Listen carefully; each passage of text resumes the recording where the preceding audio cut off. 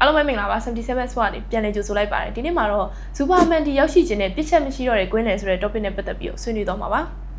အဲ့တော့အာဒီတာကတော့ဒါကွင်းနယ်ပိုင်းကိုတော်တော်လေးအားထားရနေတူတယ်ဘာဖြစ်လို့လဲဆိုတော့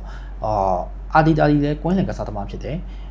ပြီးတော့ကွင်းနယ်ကစားသမားဘဝကနေပြီးတော့နီးပြဖြစ်လာတဲ့လူတွေဖြစ်တယ်အဲ့တော့တော်တော်များများအောင်မြင်တဲ့နီးပြတွေကလည်းဒါထူးခြားတာတခုကကွင်းနယ်ပိုင်းတွေကပို့ပြီးတော့များကြတာပေါ့အဲ့တော့ကွင်းနယ်ကို Central Zone ကိုပို့ပြီးတော့ဖိနိုင်လို့ရှိရင်လည်းကစားပွဲတစ်ခုကအနိုင်ရဖို့တေးကြတယ်ဆိုတော့ခေတ်ပုံစံသဘောတရားမျိုးဖြစ်နေတော့ Central Zone ကိုပဲတော်တော်များများဖိပြီးတော့လူတွေဝယ်ကြတယ်ပေါ့လေပြောရမယ်ဆိုရင် Adidas ဆိုလို့ရှိရင်တိုက်စစ်မှုတော်မှာတိတ်ပြီးတော့စိတ်ဝင်စားအောင်ဒါအခုလောက်ဒါနည်းနည်းလေးစိတ်ဝင်စားတယ်ဆိုတဲ့သဘောမျိုးမှရှိတယ်အဲ့တော့ Adidas ဒီဒါပြောရရင်ကွင်းနယ်ကိုဖြည့်ခဲ့တဲ့အချိန်မှာ Declan Rice ကိုဖြည့်ခဲ့တဲ့အချိန်ကစပြီးတော့တော်တော်လေးတိုးတက်လာတယ်လို့ပြောလို့ရတယ် Declan Rice ပြီးလို့ရှိရင် Thomas Partey Odegaard ဒါမှမဟုတ်လို့ရှိရင် Declan Rice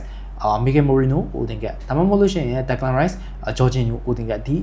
လိုမျိုးတွေအများကြီးဖြစ်လာတယ်အဲ့လိုမျိုးအချိန်မှာမှ Miguel Moreno နဲ့ဒါပြောမယ်ဆိုလို့ရှိရင်တွဲဘက်ကစားသမား Superman ကိုထပ်ပြီးခေါ်လိုက်တာဒီ Arsenal အတွက်တော်တော်လေးအကျိုးဖြစ်စေတယ်လို့ကျွန်တော်ကတော့ထင်တယ်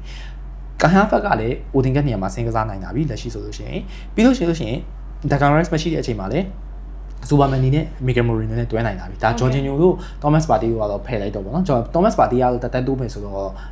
အာယုံထဲကနေဖြောက်လို့တော့မရသေးဘူးအဲ့တော့ Declan Rice နဲ့ Thomas Partey တွဲမလား Superman နဲ့ Miguel Moreno နဲ့တွဲမလားအဆင်ပြေတယ်အဲ့တော့အဲ့လိုမျိုးမဟုတ်ဘဲနဲ့ Declan Rice နဲ့ Superman နဲ့တွဲမလားအဲ့လိုမျိုးပြောင်းပြန်နေတယ်တွဲတွေ့ရတယ်အဲ့တော့ကွင်းနယ်မှာတင် Thomas Partey ရှိမယ်ပြီးလို့ရှိရင်လက်ရှိရှိနေတာဆိုရင် Thomas Partey ရှိမယ် Declan Rice ရှိမယ် Odegaard ရှိမယ်ပြီးလို့ရှိရင် Kai Havertz ရှိမယ်ပြီးတော့Miguel Moreno ပြီးလို့ရှိရင် Superman 6ရက်9ရက်လောက်ဖြစ်လာတဲ့အချိန်မှာ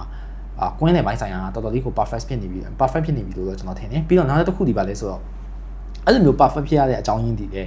ခုနပြောလို့မျိုး modern ဘောလုံးလောကဒီမှာအနိုင်ရကျင်လို့ရှိရင် Central Zone ကိုဖိကစားရတယ်ဆိုတဲ့ပုံစံမျိုးမှာရှိတယ်။ Guardiola ဘယ်လောက်ပဲကောင်းကောင်းသူ့ရဲ့ Central Zone ဒီ bully လောက်ခံရတာဖြစ်တဲ့အတွက်ကြောင့်မလို့ဒီ Central Zone ကနေပေါက်တယ်ခံစစ်ကမကာနိုင်ဘူးဂိုးတွေပေးရတယ်အခုဆိုရင်လက်ရှိ top 4 မှာ top 4 ဝင်မှုတောင်မှအသေးတန်ရုန်းကန်နေရတဲ့အခြေအနေဖြစ်နေတယ်အဲ့တော့ဒီ Central Zone ဒီခေတ်သစ်ဘောလုံးလောကအတွက်အကောင်းဆုံးပြီးလို့ရှိရင်အလိုအပ်ဆုံးဒါအနိုင်ရတဲ့အတွက်ပေါ့နော်အကောင်းဆုံးအခွင့်အရေးအလိုအပ်ဆုံး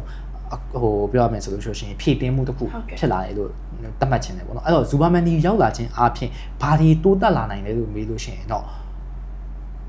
တမတ်သေးတိုးတက်တယ်လို့တော့ကျွန်တော်ကတော့မထင်ဘူးဥပမာထားပါတော့ဆိုကြပါစို့လိုအပ်တဲ့နေရာကိုဖြည့်လိုက်တယ်ဆိုရင်တော့ okay Superman ရောက်လာခြင်းကြောင့်ဆိုကြပါစို့ Superman ကတကယ်ဘုတ်ရဘာတွေရှိလဲတကယ်သဘောတဘာဝရဘာတွေကောင်းတယ်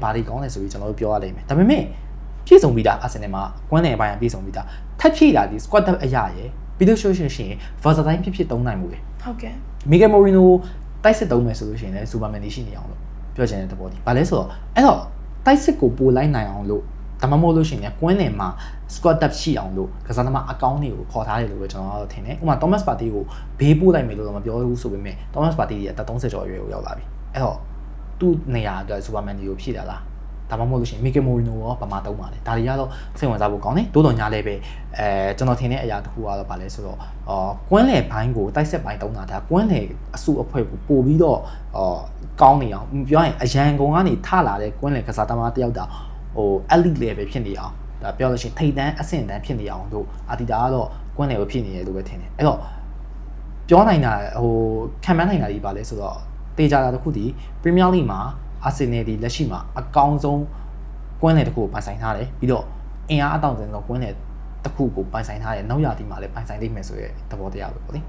ဟုတ်ကဲ့ပါဆိုတော့အခုဆိုလို့ရှိရင်တော့ Superman ရောက်ရှိခြင်းနဲ့ပြစ်ချက်မရှိတော့တဲ့ကွင်းနယ်ဆိုတဲ့ topic နဲ့ပတ်သက်ပြီးဆွေးနွေးခဲ့တာပါကြည့်ရှုအားပေးခဲ့တဲ့အတွက်ကျေးဇူးတင်ပါတယ်